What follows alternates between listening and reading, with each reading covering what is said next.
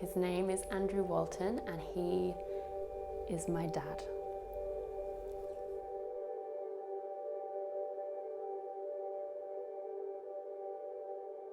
He had been struggling with stomach issues, not being able to keep his food down and digest properly, and just been in pain.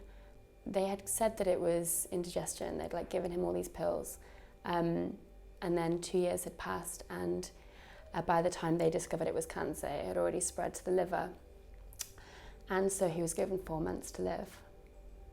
You hear it all the time, a doctor says you've got 4 months to live, and then people end up living 4 years, and I was like, that's what we need to make sure happens.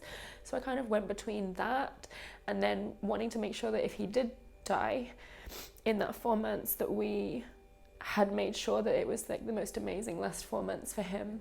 But my mum and stepdad actually moved my dad into their home so that he didn't have to go into a hospice. Me and my brother moved back as well, so it was the 5 of us in this tiny cottage, just making sure that my dad had a lot of love around him and that he wasn't just in a hospice surrounded with other people that were dying. At the time I was 21 and I was about to walk down the aisle and get married, and he had been laid up in bed, and it was looking like he wasn't gonna make the wedding. And then literally the day of the wedding, he found this new lease of life and this energy and got himself out of bed into a suit and walked me down the aisle, and it was amazing.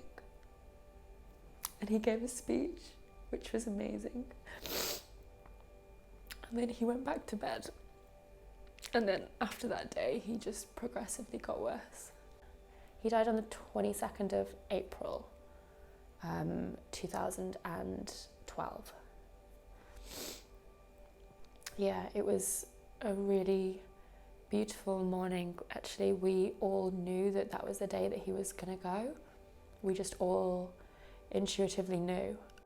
And we were all just stood around the bed, and he was breathing, just got slower and slower, and he was looking into my eyes, and he was squeezing my hand a little bit, and I told him that I loved him,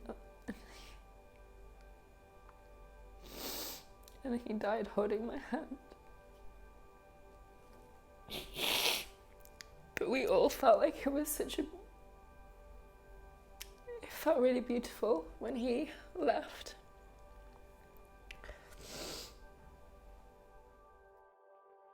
At that time, I was an actress, I was a model, but I wasn't really tapped into who I was. I was not living in a very conscious way at all.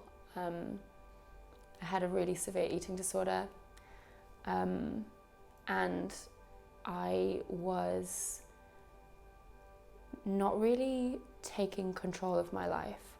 I think had I not experienced my dad's death so young, I think I probably wouldn't have tapped into any of my spirituality. I probably would never have kind of gone on a deeper journey to look within myself. It helped me to heal my eating disorder, and I've gone on to help hundreds and probably thousands of women around the world. I've written 2 books on our relationship with food, our self-love. I run retreats around the world now. I have courses, programs. I've created a whole movement that help women feel more comfortable in their own skin and love themselves and heal their food issues. And none of that would have happened had my dad not been through that.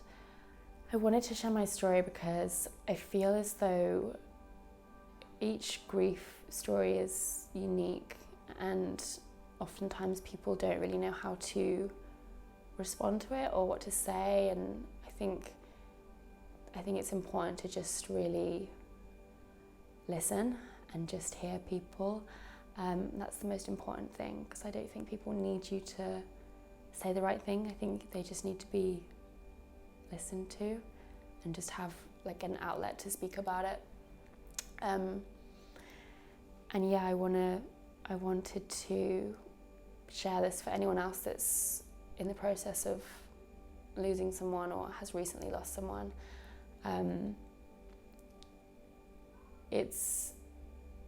I would describe it as a really, I want to say beautiful, like a traumatic but beautiful journey, because I believe that if you go through grief, the pain of losing someone can really open up incredible things that you maybe would never have expected, because it just completely jolts your entire perspective on life, and no one's really ready for that, I don't think. So it will completely change your life, but there'll be so much beauty in it too.